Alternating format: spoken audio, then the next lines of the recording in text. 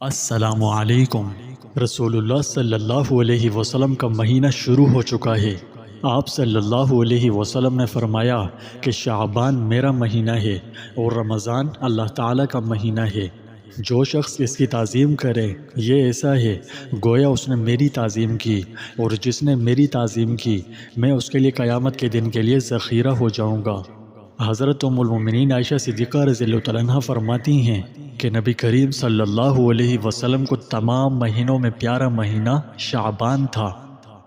ناظرین، شعبان المعظم کا مہینہ بڑا بابرکت مہینہ ہے۔ اس میں خاص برکتوں کا نزول ہوتا ہے۔ یہ ایک ایسا مہینہ ہے جس میں تقدیر کے بڑے بڑے فیصلے طے پاتے ہیں، یعنی آئندہ سال انسان پر کیا کیا حالات پیش آئیں گے، اس کا رزق کتنا ہوگا، عمر کتنی ہوگی، یہ سب کچھ اس میں لکھ دیا جاتا ہے۔ رسول اللہ صلی اللہ علیہ وسلم نے فرمایا، ایک شعبان سے دوسرے شعبان تک مدت حیات کا ختم ہونا، یعنی زندگی موت کا حال احوال لکھ دیا جاتا ہے۔ یہاں تک کہ آدمی شادی کرتا ہے، اس کے یہاں بچہ پیدا ہوتا ہے، حالانکہ اس کا نام مرنے والوں میں لکھا جا چکا ہوتا ہے۔ اسی سبب سے حضرت ام المؤمنین عائشہ صدیقہ رضی اللہ عنہا فرماتی ہیں کہ رسول اللہ صلی اللہ علیہ وسلم رمضان کے علاوہ کسی مہینے میں اتنے روزے نہیں رکھتے تھے جتنے ماہ شعبان میں رکھتے۔ اس کی وجہ یہ بیان فرمائی کہ اس میں مرنے والوں کے نام زندوں کی فہرست سے نکال کر مردوں کی فہرست میں شامل کیے جاتے ہیں۔ آدمی سفر میں ہوتا ہے حالانکہ اس کا نام مرنے والوں کی فہرست میں لکھ دیا جاتا ہے۔ حضرت انس بن مالک رضی اللہ عنہ سے مروی ہے کہ حضور اقدس صلی اللہ علیہ وسلم نے فرمایا، رجب کا شرف اور فضیلت باقی مہینوں پر ایسے ہے جیسے دوسرے کلاموں پر قرآن مجید کی فضیلت، اور تمام مہینوں پر شعبان کی فضیلت ایسی ہے جیسے تمام انبیاء پر میری فضیلت، اور دوسرے مہینوں پر رمضان کی فضیلت ایسی ہے جیسے تمام کائنات پر اللہ تعالیٰ کی فضیلت۔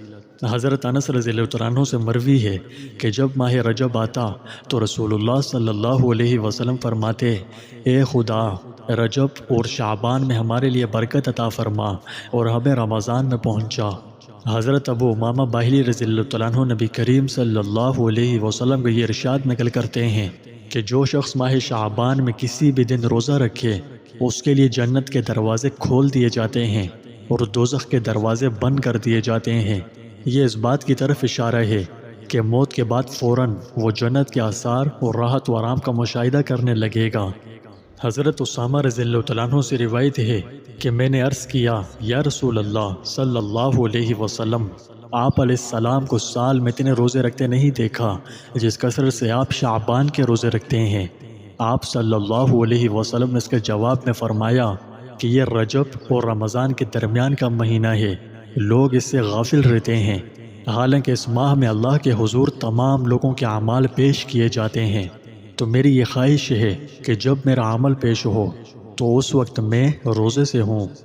لہٰذا ناظرین، ہمیں بھی چاہیے کہ رمضان المبارک سے پہلے شعبان میں بھی کثرت سے روزے رکھیں، کیونکہ اس میں روزے رکھنا بہت محبوب عمل ہے، اور ہو بھی کیوں نہ، کیونکہ ماہ رمضان کے بعد شعبان کے روزے افضل ترین روزے ہیں۔ جو اس پر عمل کر لے اس کی برکت سے اس کی زندگی بھی بن جاتی ہے اور آخرت بھی، اور اس کے رزق میں وسعت پیدا ہوتی ہے، اور اللہ پاک اس پر اپنا خصوصی رحم و کرم فرماتے ہیں۔ ماہ شعبان المعظم میں نیکیوں کی کثرت، خطاؤں کی مغفرت اور نزول برکت کا سلسلہ بڑھ جاتا ہے۔ یہ درود پاک پڑھنے کا خاص مہینہ ہے۔ اس میں کثرت سے آپ علیہ السلام پر درود پاک کے تحفے بھیجے جاتے ہیں۔ اللہ پاک سورہ احزاب کی آیت نمبر 56 میں ارشاد فرماتے ہیں کہ بے شک اللہ اور اس کے فرشتے رحمت بھیجتے ہیں ان پیغمبر صلی اللہ علیہ وسلم پر، تو اے ایمان والوں، تم بھی آپ صلی اللہ علیہ وسلم پر رحمت اور خوب سلام بھیجا کرو۔ یہاں اللہ تعالیٰ کی طرف سے صلات کے معنی رحمت کے ہیں، ملائکہ کی طرف سے صلات کے معنی مدد و نصرت اور استغفار کے ہیں، اور مومنوں کی طرف سے صلات کے معنی دعا اور ثنا کے ہیں۔ رسول اللہ صلی اللہ علیہ وسلم نے ارشاد فرمایا کہ جس نے مجھ پر ایک مرتبہ درود بھیجا تو بدلے میں اللہ تعالیٰ اس پر 10 مرتبہ درود بھیجتا ہے۔ قابل غور بات یہ ہے کہ اللہ تعالیٰ کی طرف سے تو ایک ہی رحمت ساری دنیا کے لیے کافی ہے، مگر قربان جائیے اللہ کی مہربان ذات اور درود شریف کی شان پر۔ اس کی یہ برکت ہے، اس کی یہ طاقت ہے، اس کی یہ تاثیر ہے کہ ایک کے بدلے اس پر 10 رحمتیں نازل ہوتی ہیں۔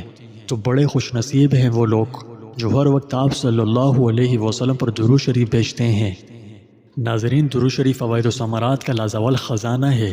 ایک جگہ ارشاد ہوتا ہے کہ اللہ تعالیٰ نے حضرت موسیٰ علیہ السلام پر وحی کی کہ اگر تم چاہتے ہو کہ میں تمہارے کلام، زبان، تن، روح اور بینائی سے بھی زیادہ قریب ہو جاؤں تو میرے حبیب محمد مصطفیٰ پر درود شریف پڑھا کرو۔ فرمایا کہ بندے کی دعا اور آسمانوں کے درمیان ایک حجاب ہوتا ہے جس کے سبب وہ دعا رک جاتی ہے اور آسمان تک نہیں پہنچ پاتی، یعنی قبولیت کا شرف نہیں پا سکتی۔